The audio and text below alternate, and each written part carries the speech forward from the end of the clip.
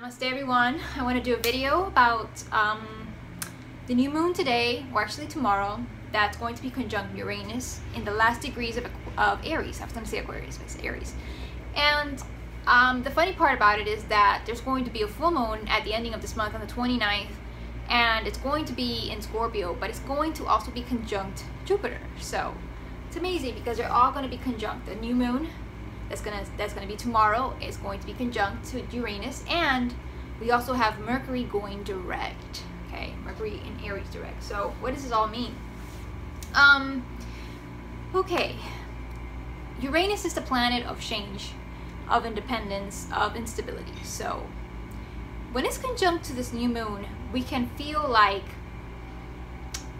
there's a pressing need for change. Okay, we have to change because we want to start something. We want to shed the skin, like you know how the snake sheds the skin, the reptiles, they shed the skin. We can also compare this to the Princess of Swords. Like in the tarot cards, the Princess of Swords is a rebel, and she is ruled by Aquarius, and Aquarius is ruled by Uranus. So we have like this sensation of just cutting ties, you know, using the sword of air, of mental, to just cut ties, to just release ourselves from anything that's just preventing us from, you know, moving forward, from reaching our goals, from growing, from being positive.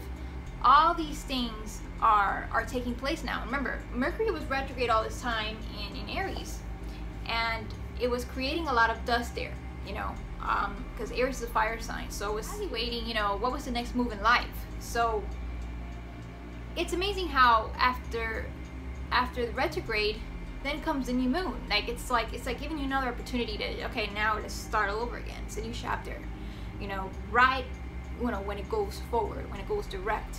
So I could feel it. I could definitely feel it. I'm a little bit more rebellious. I do feel like the Princess of Swords, you know. I feel like I don't want to do the same thing over again, you know, even though every season I do change, but still, like, this is like a major change. And Uranus is going into Taurus for 7 years, and it's going to go in May 15 of next month. And I've seen a lot of astrology videos, other astrologers that say, well, you know, it's going to be a shaky year because Taurus has to do with finance, you know, it's an earth sign, it's the sign of finances. So, and a lot of people believe that, you know, the market's going to crash, there's going to be a shit hit the fan kind of thing. And it is possible, but I do believe personally that it's not going to happen. I don't believe that, you know, there's going to be an economic meltdown. You know, we're already in a stage where we have a lot of, you know, technology, there's a lot of knowledge, but yet there's people that don't want to use the knowledge. You don't want to use the technology for knowledge. So I do understand that part, but I do believe that it's going to be more positive because we have Uranus trining Saturn. Okay, Saturn is in an earth sign, it's in Capricorn, it's in that sign of, you know, goals, of reaching ambition. So when we have those trine, then it's a little better, you know. It kind of like you're actually using that change, that shifting, that instability, that shakiness to reach your goals, you know.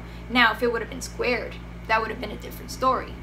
And at one period it will be squared. Once Saturn moves into Aquarius, it will be squaring Uranus, and you know, there could be an instability because Aquarius has to do with technology, with what we use, and Uranus has to do also with technology. So if it's kind of like squaring, it's kind of like a backlash. So it could mean that there is going to be something, you know, really shaking, you know, with the economy.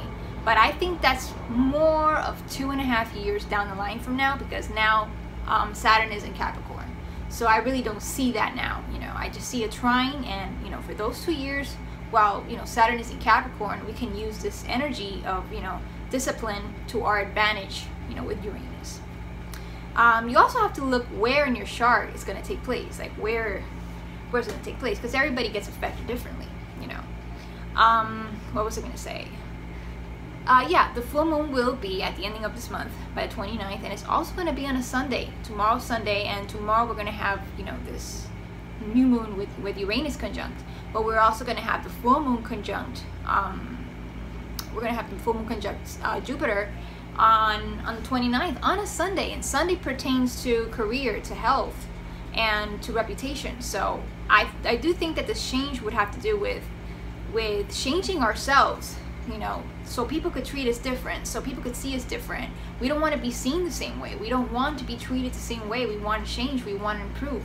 So we might be cutting ties with other people, with friends, with family members, people that do get in our way, that put us down, or that we just don't click anymore, you know. So we're going to see a lot of that going on. I see that energy already with people doing sort of videos like letting go and stuff like that, you know. So yeah. So yeah, this is the astrology update for this month. And if you have any questions, if you want a tarot card reading, if you want me to read your chart, go to my website on the link below. If you just want to ask me questions, then go to the link below too. There's another link. So namaste.